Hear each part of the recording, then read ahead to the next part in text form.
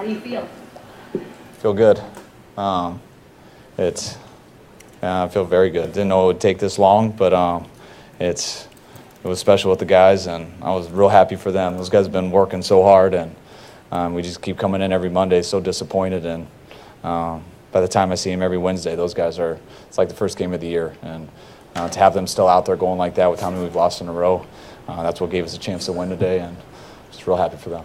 Sideline of the game, it seemed like you were in love with everyone and everyone was in love with you. I mean, is there a certain feeling of redemption, or how did you feel? No, when you lose 9 in a row, you learn to savor the moments and enjoy these. It was tough work for us to get our first win, and we got it. And I think the guys knew how much it meant to me, and I know how much it meant to them. And I think we're a pretty close team. I think we've gotten closer through adversity, and I hope this can make us better through adversity also. Does it feel like you got the monkey off your back now after getting that first win? Got that monkey off my back. Now I got to get my second win, or that'll eventually be a monkey too. So I know that was just one win, but it definitely felt good, and we worked hard for it.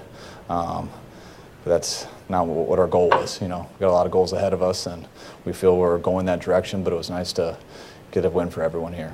What can that one win do for your players, especially the younger guys on this team?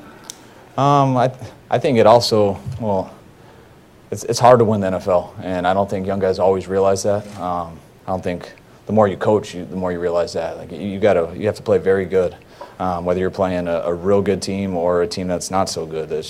It's hard to win in this league, and a lot of things got to go right. You got to work very hard. You got to play for 4 quarters, and I think we've seen that throughout the year. You can't take anything for granted. You lose this much in a row, and you go back to those 5 wins that we lost in a row by 3 points or less. And I think when you have those type of games, it's always like, oh, if we would have just done this, and that's all right. More will come, and then we kind of missed that window. Got kind of a little banged up over these last few weeks and been missing some players and just trying to get back to where we were when we were competing in the game score-wise. And I think everyone now realizes you can't waste one play. You can't waste one day. It's 4 hours on Sunday, but it starts on Wednesday, and every rep that you take goes into that win or loss. And I think young guys are really learning how important practice is, how important meetings are, because every single play can dictate the outcome of a game. You talk a little bit about the long pass to CJ to Goodwin, and it just seemed like after that play, it was going to be your day. Yeah, it was nice. We've hit that play a couple times. We hit it last week also, and the safety cut, the high cross. CJ made the right read to go to the top level because the safety cut. It's a 3-level throw, and the safety cut the middle guy. The O-line gave him the time to see it, and he let it rip. And it's the exact one he let rip last week versus Arizona. But this time we got a safety cut, and so there's only one guy left, and he hit him in stride. And we've gotten some explosives this year, but we haven't gotten many explosive touchdowns, and it was just nice today. And not only that play, but the one to Selleck, a run to Breida. It just felt real nice, and some of those explosives, the guys end up making a hell of a play and finish it and getting us points. Also, how many hits that Beathard took last week, and definitely a cleaner game. What was the difference that you saw that kept them from getting hit? Well, I think, one, just being able to run the ball as much as we did. I thought the biggest thing for us that we've struggled on all year was how good we did on third down.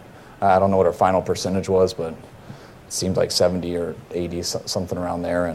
And to be able to make those third downs, to stay on the field, to allow you to run your offense, mix in the run game a lot, have some play action, some keepers off of it, not having to drop back very much except on third down or anything over 3rd and 3. I think it was balanced, and it takes the pressure off everybody. Mainly the quarterback, but also the O-line, the receivers, the backs. You make them defend the whole field, and you put guys in more of an advantageous advantage. How does the way CJ played today give you pause to delay putting Jimmy into that role after the bye, or is that still the plan to put him in? No, it never was the plan. It's as I told you guys, I'm taking it week by week, so I don't have to put really pause on anything. It's looking forward very much to seeing our guys tomorrow. So we can enjoy this, review it together, coach up all the stuff that we can get better at. We're going to take a team photo, do some things, and then we're going to get away from each other for a while. We'll continue to work with Jimmy over the bye week here and there. We got some rotations with some coaches doing that to catch him up, and we'll get a bonus practice next Monday or a week from tomorrow where we give everyone back in, and that'll be to get everyone loose and get them back from their time off, and we'll see where it goes from there. So we'll have Monday as an extra day, and then we'll start that evaluation Wednesday, Thursday, Friday. But it's not just about CJ, it's not just about Jimmy. It's there's a lot of things that go into it. Just to be clear, Adam Schefter reported this morning that your plan is to start Garoppolo after the bye week. That's not true? And that's not my plan. I don't have a plan yet, so there's no way anything you guys here reported could be accurate, because I just told you guys our plan, which is we're going to evaluate when it gets to that time. So it depends where Jimmy's at that time. I know CJ got banged up today also with his thumb again, so we'll see where he's at. But we'll deal with that Monday when we come in here next week. Were you waiting to take the team further after a win? No, I'm waiting until I'm forced to take it. And we usually do that on a bye week just so we can knock it out and get it out of the way. How much of an impact did getting Joe Staley back on the line make today? I think it made a lot. Joe's definitely one of the better tackles in this league, one of our best players. So anytime you go into a game without him, you're definitely missing some stuff. So it was great to get him out there. He definitely caught me off guard this week when he sent me a text on Tuesday telling me he was playing. I told him not to mess with my emotions when he did that, because I've been told that before and then it doesn't happen. So I tried to slow play it all week to not get too excited about it. But the way he looked in practice, he looked good each day. And for him to come out there today, I think pumped a lot of guys up, because that's not something he had to do by any means. It was something he wanted to do, and we really appreciated it.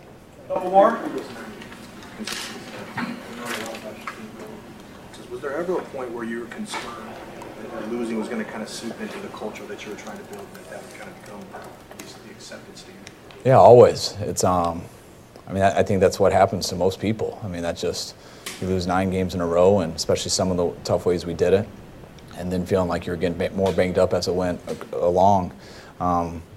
It's tough. It's tough work, and it's a lot easier when you just check out and point fingers at people and blame it on someone else. And that's not what our guys did. And I do think we have some special people in our building.